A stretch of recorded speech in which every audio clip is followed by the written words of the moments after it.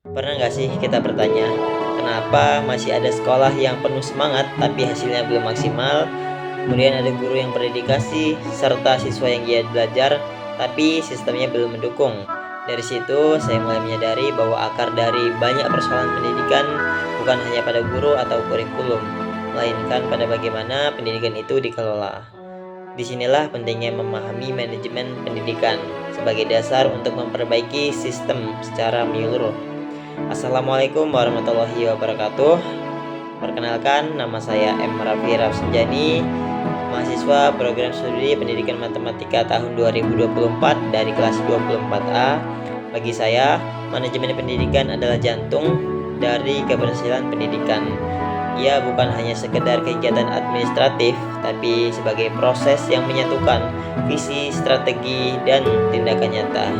Sumber daya pendidikan, baik manusia, sarana, waktu, dan kebijakan harus bergerak menuju tujuan yang sama. Tujuan itu adalah tercapainya mutu pendidikan yang lebih baik.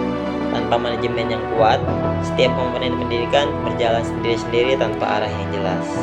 Dari perkuliahan manajemen pendidikan, saya belajar bahwa inti dari manajemen adalah mengatur, mengarahkan, dan mengembangkan semua komponen pendidikan secara sistematis.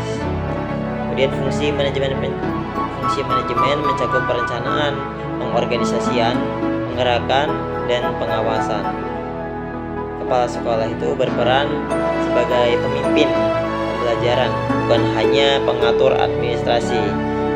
Ia adalah figur yang menumbuhkan budaya inovatif, kolaboratif, dan berorientasi pada mutu. Konsep ini sejalan dengan manajemen berbasis sekolah atau MBS.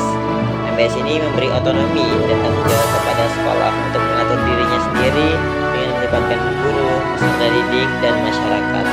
Semua bidang manajemen dari kurikulum, peserta didik, keuangan, sarana prasarana, hingga ke budaya sekolah saling berhubungan dan menentukan efektivitas sekolah secara keseluruhan.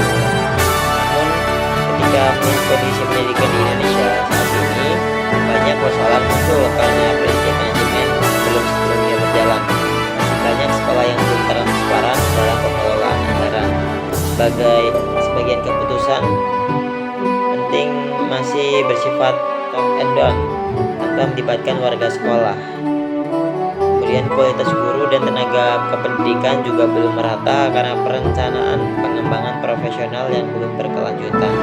Selain itu, ketimpangan fasilitas pendidikan antar kota dan daerah terpencil itu masih menjadi masalah yang sangat besar. Padahal bila setiap sekolah memiliki rencana kerja sekolah yang berbasis data dan partisipasif, banyak masalah itu bisa diantisipasi sejak awal. Dari semua pembelajaran ini, saya menyadari bahwa manajemen pendidikan bukan hanya tentang mengatur sekolah, tetapi tentang memimpin perubahan.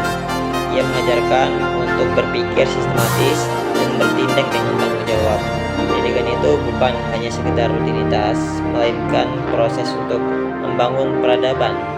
Harapannya, ketika nanti menjadi pendidik, saya tidak hanya mengajar di kelas, tapi juga menjadi bagian dari mengelola sistem pendidikan yang jujur, kolaboratif, dan inovatif. Dengan cara salah satunya yaitu menjadi kepala sekolah, karena sekolah yang hebat tidak lahir dari satu orang pintar, tetapi dari sistem yang dikelola dengan visi dan hati. Saya M. Raffi Rafsanjani, terima kasih. Wassalamualaikum warahmatullahi wabarakatuh.